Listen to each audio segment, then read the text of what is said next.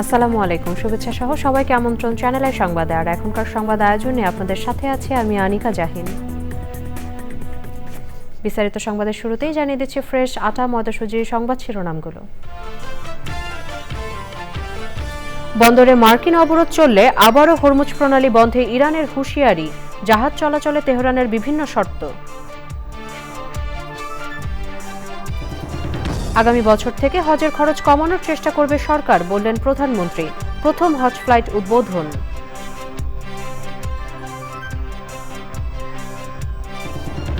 শেখ হাসিনাকে প্রত্যর্পণে বাংলাদেশের অনুরোধ পর্যালোচনা করছে নয়াদিল্লি। ভারতের আইনি ও বিচারিক প্রক্রিয়ায় খতিয়ে দেখা হচ্ছে মন্তব্য। স্বাধীনতা পুরস্কারে ভূষিত হওয়ায় মুকিত মজুমদার বাবুকে প্রকৃতি ও জীবন ক্লাব মালয়েশিয়ার সংবর্ধনা। প্রাণ প্রকৃতি রক্ষায় ঐক্যবদ্ধ অভিযাত্রার প্রত্যয়। এবং চট্টগ্রামের সিলিমপুরে পাহাড়ের কোল ঘেঁষে ভিন্নধর্মী এক ডেইরি খামার। আধুনিক প্রযুক্তি আর বৈজ্ঞানিক ব্যবস্থাপনায় একটি সুসংগঠিত উদ্যোগ, মন্তব্য।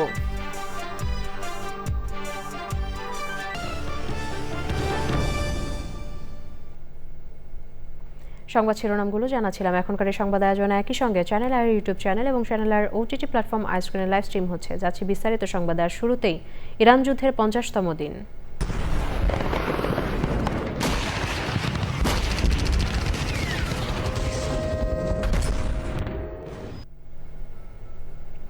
লেবাননে যুদ্ধবিরতির মধ্যে হরমুজ প্রণালী সম্পূর্ণ উন্মুক্ত থাকবে বলে জানালেও ইরান পার্লামেন্টের স্পিকার বাগের গালিবাফ বলেছেন, যুক্তরাষ্ট্র ইরানের বন্দরে অবরোধ চালিয়ে গেলে আবারও হরমুজ প্রণালী বন্ধ করে দেওয়া হবে। হরমুজ প্রণালী পার হতে ইরানের ইসলামিক রেভলিউশনারি গার্ড কোর IRGCর অনুমতির প্রয়োজন হবে বলে জানিয়েছেন ইরানি কর্মকর্তা। এদিকে বৈশ্বিক বাণিজ্যের জন্য অত্যন্ত গুরুত্বপূর্ণ নৌপথ হরমুজ প্রণালী স্থায়ীভাবে চালু করতে 40টি দেশের নেতাদের নিয়ে একটি ভার্চুয়াল বৈঠকের আয়োজন করতে যাচ্ছে যুক্তরাজ্য ও ফ্রান্স। বিস্তারিত মাসরুর শাকিলের রিপোর্টে। কোনোভাবেই মিলছে না ইরান ইসরায়েল যুদ্ধ সমাধানের পথ। লেবাননের যুদ্ধবিরতির মধ্যে হরমুজ প্রণালী সম্পূর্ণ উন্মুক্ত থাকবে বলে জানিয়েছেন ইরানের পররাষ্ট্রমন্ত্রী আব্বাস আরাকচি। লেবাননে 10 দিনের যুদ্ধবিরতির সময়ে এই প্রণালী দিয়ে সব বাণিজ্যিক জাহাজ অতিক্রম করতে পারবে। হরমুজ প্রণালী সম্পূর্ণ উন্মুক্ত করা হলেও শান্তি চুক্তি না হওয়া পর্যন্ত ইরানের বন্দর অবরোধ থাকবে বলে জানিয়েছেন মার্কিন প্রেসিডেন্ট ডোনাল্ড ট্রাম্প। তিনি সামাজিক যোগাযোগ মাধ্যম ট্রুথ সোশ্যালে লিখেছেন, হরমুজ প্রণালী এখন ব্যবসা এবং জাহাজ চলাচলের জন্য সম্পূর্ণ প্রস্তুত। তবে ইরানের সাথে তাদের যাবতীয় লেনদেন বা চুক্তি শতভাগ সম্পন্ন না হওয়া পর্যন্ত দেশটির উপর আরোপিত মার্কিন নৌ অবরোধ অব্যাহত থাকবে। ইরানের উপপররাষ্ট্রমন্ত্রী বলেছেন, তেহরান কোনো অস্থায়ী যুদ্ধবিরতি মানবে না। ইরান পুরো অঞ্চলে যুদ্ধের অবসান চায়। যে কোনো যুদ্ধবিরতিতে লেবানন থেকে লোহিত সাগর পর্যন্ত সব সংঘাতপূর্ণ এলাকা অন্তর্ভুক্ত করতে হবে। তুরস্কে সাংবাদিকদের একথা বলেন তিনি। যুক্তরাষ্ট্রের লাস ভেগাস এক অনুষ্ঠানে ট্রাম্প বলেন, ইরানের সঙ্গে যুদ্ধ শিগগিরই শেষ হবে। ইরান তাদের সমৃদ্ধ ইউরেনিয়াম যুক্তরাষ্ট্রে পাঠাতে রাজি হয়েছে বলে দাবি করেছিলেন মার্কিন প্রেসিডেন্ট ডোনাল্ড ট্রাম্প। তবে তার এই দাবি সরাসরি নাকচ করেছে ইরান। এদিকে ইসরায়েল ও লেবাননের যুদ্ধবিরতি আনুষ্ঠানিকভাবে কার্যকর হওয়ার ঘোষণার 1 ঘণ্টারও কম সময়ের মধ্যে তা লঙ্ঘনের অভিযোগ উঠেছে। লেবাননের জাতীয় সংবাদ সংস্থা NNA জানিয়েছে, যুদ্ধবিরতির পরেও দক্ষিণ লেবাননের খিয়াম ও দিব্বিন শহরে গোলাবর্ষণ করে ইসরায়েলি বাহিনী। এর আগে 2 দেশের মধ্যে 10 দিনের যুদ্ধবিরতি ঘোষণা করেন মার্কিন president Donald Trump. Central desk, channel I. এবারে অন্যান্য সংবাদ। জেদ্দার উদ্দেশ্যে ঢাকা ছেড়েছে এবছরের প্রথম হজ ফ্লাইট। হযরত শাহজালাল আন্তর্জাতিক বিমানবন্দরে ফ্লাইট উদ্বোধন করে প্রধানমন্ত্রী তারেক রহমান হজযাত্রীদের কাছে দেশ এবং দেশের মানুষের জন্য দোয়া চেয়েছেন। বলেছেন, আগামীতে হজের খরচ কমানোর চেষ্টা করবে সরকার। চকর মালিথার রিপোর্ট। হজ যাত্রী এবং তাদের সুযোগ সুবিধা দেখতে শুক্রবার রাতে ঢাকার আশকোনা হজ ক্যাম্পে যান প্রধানমন্ত্রী তারেক রহমান।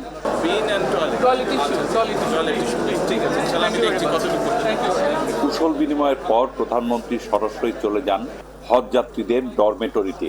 সবকিছু দেখে হজ যাত্রীদের সাথে কথা বলেন তিনি। আপনারা আল্লাহর মেহমান, আপনারা যদি হাত তুলেন আল্লাহর কাছে তাহলে আল্লাহ আমাদেরকে সেই রহমত দিবেন।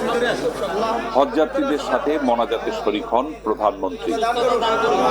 সুশৃঙ্খলভাবে আল্লাহ জনগণের চাহিদা অনুযায়ী দেশ পরিচালনা করার তৌফিক দান করুন। আশকোনা হজ ক্যাম্প থেকে প্রধানমন্ত্রী চলে যান হযরত শাহজালাল আন্তর্জাতিক বিমানবন্দরে।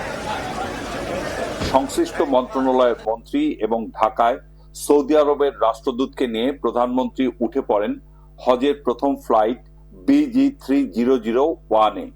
বিমান বাংলাদেশ এয়ারলাইন্সের সুপরিসর বোয়িং 777 এয়ারক্রাফটের ভিতরে 480 জন হজযাত্রীর প্রায় প্রত্যেকের সাথে শুভেচ্ছা বিনিময় করেন প্রধানমন্ত্রী তারেক রহমান। সবার খোঁজ খবর নেওয়ার পর এয়ারক্রাফটের সামনের গ্যালিতে এসে ফ্লাইটের ভেতরেই সবাইকে সাথে নিয়ে মোনাজাতে শরীক হন প্রধানমন্ত্রী। শান্তি এবং রহমতের ফয়সালা করুন। লা ইলাহা ইল্লাল্লাহু মুহাম্মাদুর রাসূলুল্লাহ। এরপর হজযাত্রীদের উদ্দেশ্যে সংক্ষিপ্ত বক্তব্যে সবার দোয়া চান তিনি। দোয়া করবেন যাতে করে আল্লাহ আমাদেরকে তৌফিক দেন, যাতে আল্লাহ আমাদের উপরে রহমত নাযিল করেন, যাতে আল্লাহ আমাদেরকে সাহায্য করেন। আমাদের সামনে যে সকল বিপদ আছে, আমরা দেশের সকল মানুষ একসাথে যাতে কাজ করে সেই বিপদ থেকে, সেই সমস্যা থেকে দেশকে বের করে আনতে পারি। আগামী বছরের বাংলাদেশের হজ পরিকল্পনা নিয়েও কথা বলেন প্রধানমন্ত্রী। ইনশাআল্লাহ আমাদের চেষ্টা থাকবে যে আগামী বছর আমরা যাতে আরো খরচটা কমাতে পারি, যাতে আগামী বছর হয়তো আপনাদের কাছ থেকেও কেউ যাবেন, আরো অনেক হজ যাবেন, তাদেরকে যাতে আরো কম খরচে আমরা হজে পাঠানোর ব্যবস্থা করতে পারি। সেই তৌফিকও যাতে আল্লাহ আমাদেরকে দেন, সেই রহমতও যাতে দেন আল্লাহ। দেশ পরিচালনার জন্য জনগণ যে দায়িত্ব দিয়েছেন তা যেন যথাযথভাবে পালন করতে পারেন, এই জন্য বক্তব্যের শেষে নিজের জন্য দোয়া চেয়ে হজযাত্রীদের কাছ থেকে বিদায় নেন প্রধানমন্ত্রী তারেক রহমান। Chakor Malitha, channel I, Dhaka. জুলাই গণ অভ্যুত্থানে ক্ষমতাচ্যুত হয়ে ভারতে পালিয়ে যাওয়া সাবেক প্রধানমন্ত্রী শেখ হাসিনাকে বাংলাদেশে প্রত্যর্পণের অনুরোধ খতিয়ে দেখছে ভারত। শুক্রবার দিল্লিতে ভারতের পররাষ্ট্র মন্ত্রণালয়ের সাপ্তাহিক ব্রিফিংয়ে মন্ত্রণালয়ের মুখপাত্র রণধীর জয়সওয়াল সাংবাদিকদের প্রশ্নের জবাবে কথা জানান। তিনি বলেন, বিষয়টি বর্তমানে ভারতের বিদ্যমান আইনি ও বিচারিক প্রক্রিয়ার আওতায় খতিয়ে দেখা হচ্ছে। তারা এই বিষয়ে সব পক্ষের সঙ্গে গঠনমূলকভাবে আলোচনা চালিয়ে যাবেন। ভারতের পররাষ্ট্রমন্ত্রী নতুন সরকারকে সঙ্গে নিয়ে দ্বিপাক্ষিক সম্পর্ক আরও জোরদার করার আগ্রহ পুনর্ব্যক্ত করেছেন।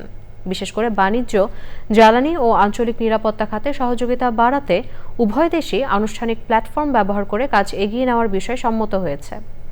There is the request is being examined as part of ongoing judicial and internal legal processes. We will continue to engage constructively on the issue with all stakeholders. Bangladesh Foreign Minister visited India. We had given you a readout of all that was discussed when he met our External Affairs Minister. So I would refer you to that particular release, but I would also like to emphasize that External Affairs Minister reiterated India's desire to engage constructively with the new government.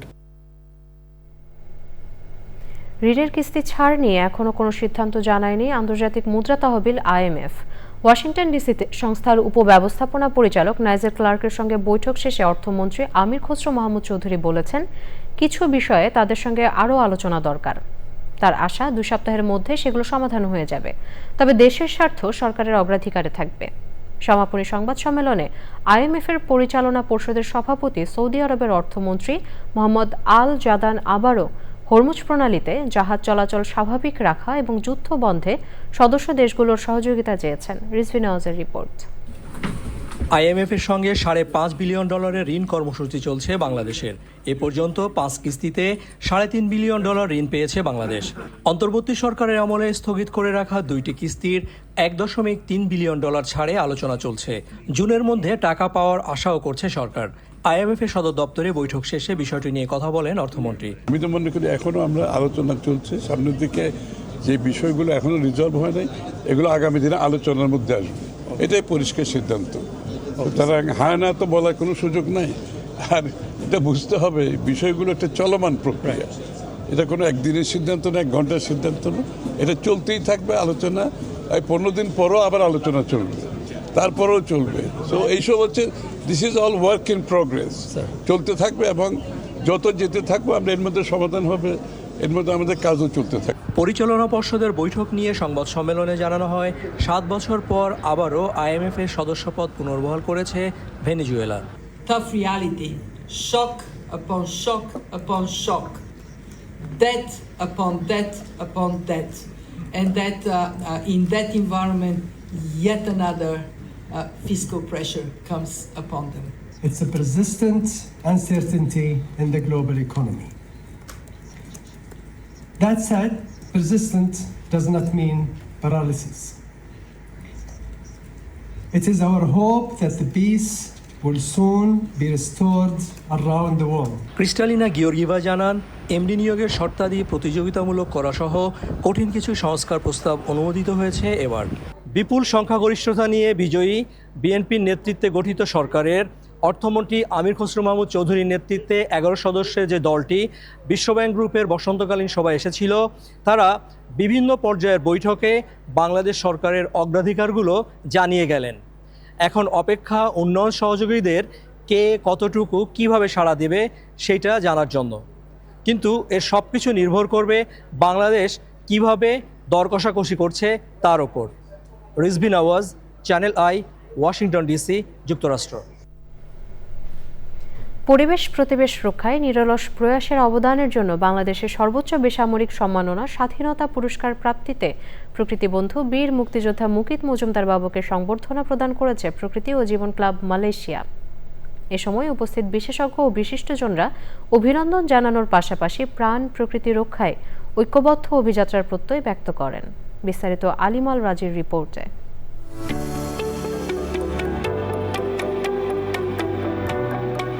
দেশের গণ্ডি পেরিয়ে বিশ্বের নানা প্রান্ত জুড়ে ছুটে বেড়ানো বীর মুক্তিযোদ্ধা মুকিত মজুমদার বাবু তুলে ধরেন পরিবেশ প্রতিবেশের নানা দিক ও বাস্তুতন্ত্র পুনরুদ্ধারে করণীয়। এমন পরিস্থিতিতে গুণী এই ব্যক্তিত্ব যখন স্বাধীনতা পদকে ভূষিত, তখন মালয়েশিয়ার প্রকৃতি ও জীবন ক্লাবের পক্ষ থেকে উষ্ণ সংবর্ধনা। একজন গুণী মানুষ যিনি দেশের জন্য কাজ করছেন, আমি মনে করি যে এটা যথার্থ হয়েছে। যারা দেশ এবং মানুষের জন্য কাজ করি, প্রকৃতির জন্য, তারাই আসলে গর্বিত এবং আনন্দিত। I am a big fan of years. আমাদের মতো ইয়াং জেনারেশনকে অনেক ইন্সপায়ার করে। আমাদের জন্য আসলে সত্যিকার অর্থে এটি একটি আনন্দ এবং গর্বের বিষয়। পরিবেশ খাতে এমন অর্জনকে গর্বের উপলক্ষ হিসেবে অবহিত করেন সুধীজনরা।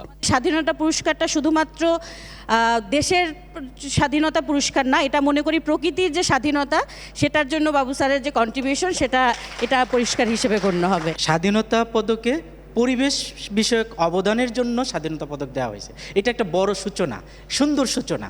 যারা পরবর্তী প্রজন্ম তারা কিন্তু দেখা গেছে আরও বেশি উৎসাহিত হবে। আমাদের যে প্রকৃতি ও জীবন ক্লাবের একটা যে ব্রাঞ্চ মালয়েশিয়াতে আছে, is very very important, so we can share our culture and then natural values, skills, এগুলো আমরা শেয়ার করতে পারি। এটা প্রকৃতিরই একটা চরম সম্মাননা, যেটা জাতি আজকে বাংলাদেশের মানুষ বুঝতে পেরে তাকে আমরা সেইভাবে সম্মানিত করতে পারছি।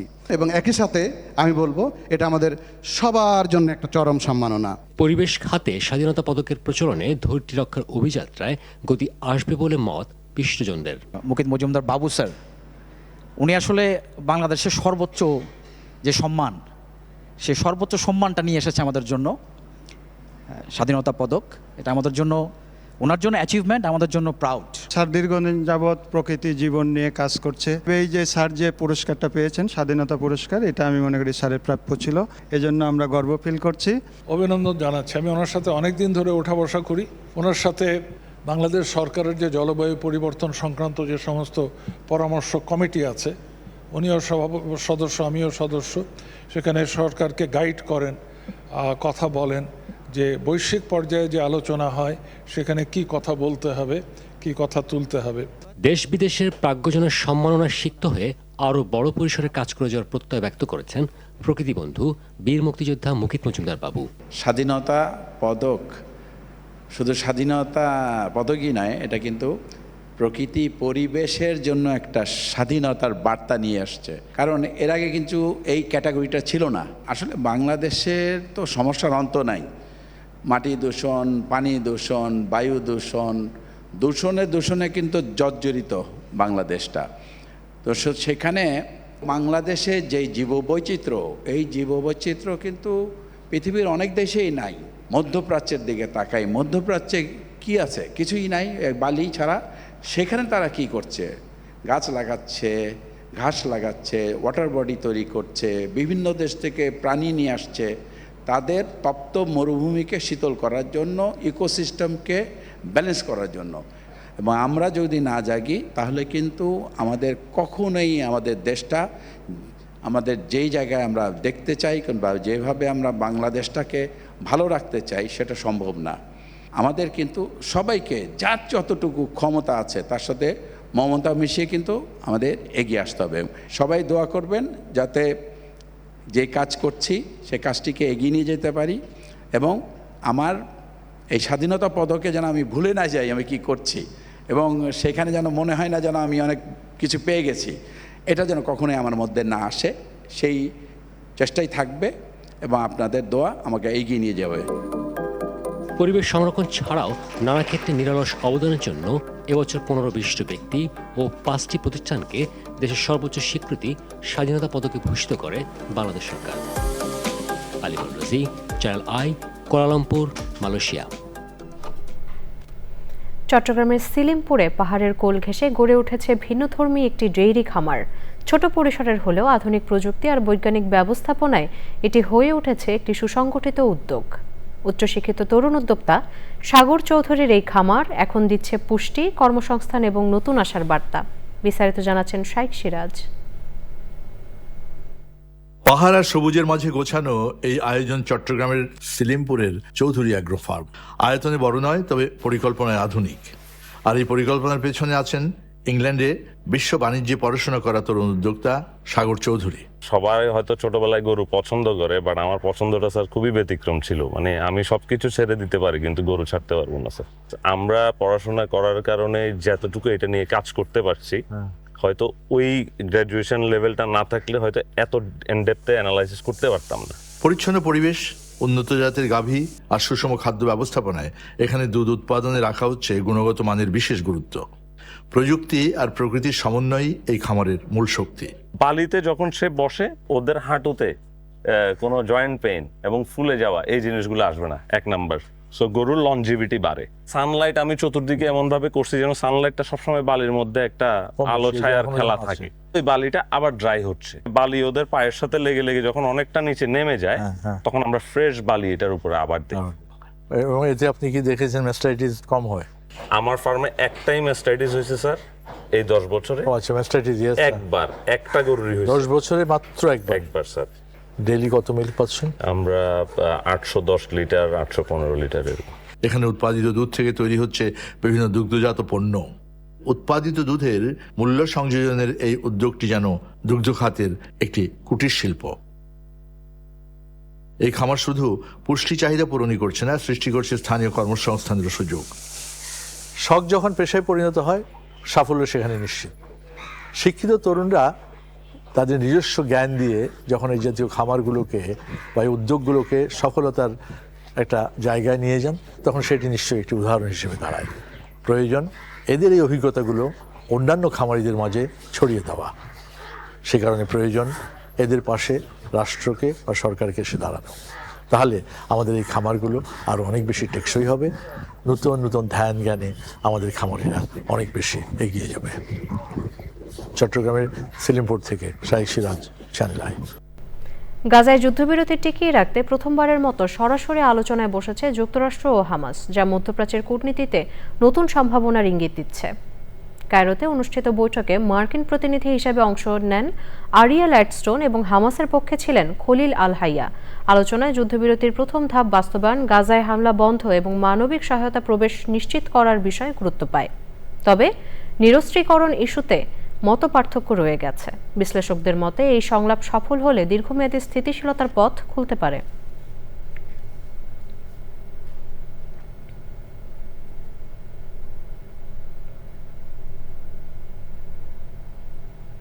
এবার নিটল টাটা কৃষি সংবাদ।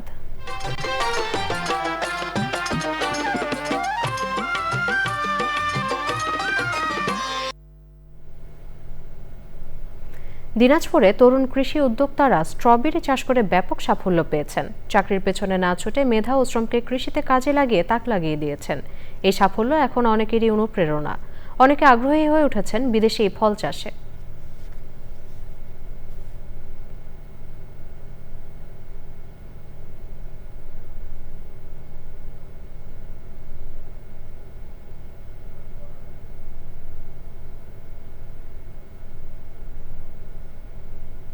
এবারে প্রকৃতি সংবাদ।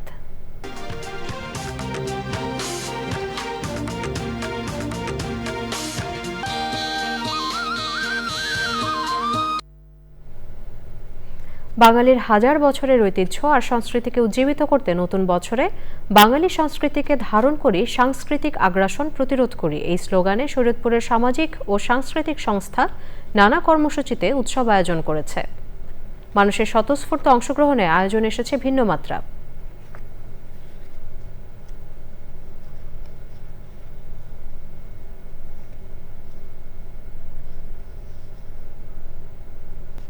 মাঠের উত্তেজনা এবার ঘরের কোণে কিংবা চলার পথে। পাকিস্তান সিরিজের পর নিউজিল্যান্ড সিরিজেও ক্রিকেটের রোমাঞ্চ ছড়িয়ে দিচ্ছে রেডিও ভূমি 92.8 FM। নিউজিল্যান্ডের বিপক্ষে টাইগারদের লড়াইয়ে রেডিও ভূমি থেকে শ্রোতারা প্রতি মুহূর্তেই পেয়েছেন ব্যাটে বলে লড়াইয়ের জীবন্ত বর্ণনা।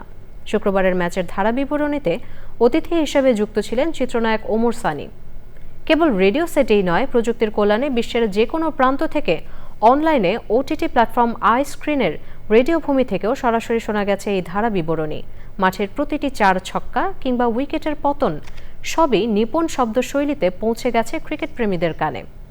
ফলে কর্মব্যস্ত মানুষও মুহূর্তের জন্য মিস করেননি প্রিয় দলের লড়াই। রেডিও ভূমি বাংলাদেশ নিউজিল্যান্ডের যে 3 ওডিআই 3 টি20 এটি চালাচ্ছে এবং পরপর 3টি সিরিজই। এরপরে পাকিস্তান আসবে, পাকিস্তান খেলবে, অস্ট্রেলিয়া আসবে, অস্ট্রেলিয়া খেলবে। আমরা 3টি খেলাই রেডিও ভূমি সরাসরি ধারাভাষ্য আমরা সম্প্রচার করব এবং এটি আপনারা শুনতে পাবেন, আই স্ক্রিনে শুনতে পাবেন, অ্যান্ড্রয়েড অ্যাপে শুনতে পাবেন, আর FM ব্যান্ডে তো শুনতে পাবেন। সংবাদ শেষ করব, তবে যাওয়ার আগে ফ্রেশ আটা ময়দাসুজি সংবাদ শিরোনামগুলো জানিয়ে দিচ্ছি আরও একবার। বন্দরে মার্কিন অবরোধ চললে আবারও হরমুজ প্রণালী বন্ধে ইরানের হুঁশিয়ারি, জাহাজ চলাচলে তেহরানের বিভিন্ন শর্ত। আগামী বছর থেকে হজের খরচ কমানোর চেষ্টা করবে সরকার, বললেন প্রধানমন্ত্রী। প্রথম হজ ফ্লাইট উদ্বোধন।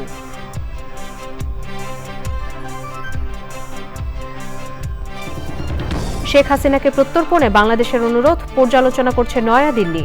ভারতের আইনি ও বিচারিক প্রক্রিয়ায় খতিয়ে দেখা হচ্ছে মন্তব্য। স্বাধীনতা পুরস্কারে ভূষিত হয় মুকিত মজুমদার বাবুকে প্রকৃতি ও জীবন ক্লাব মালয়েশিয়ার সংবর্ধনা। প্রাণ প্রকৃতি রক্ষায় ঐক্যবদ্ধ অভিযাত্রার প্রত্যয়। এবং চট্টগ্রামের সেলিমপুরে পাহাড়ের কোল ঘেঁষে ভিন্নধর্মী এক ডেইরি খামার। আধুনিক প্রযুক্তি আর বৈজ্ঞানিক ব্যবস্থাপনায় একটি সুসংগঠিত উদ্যোগ, মন্তব্য।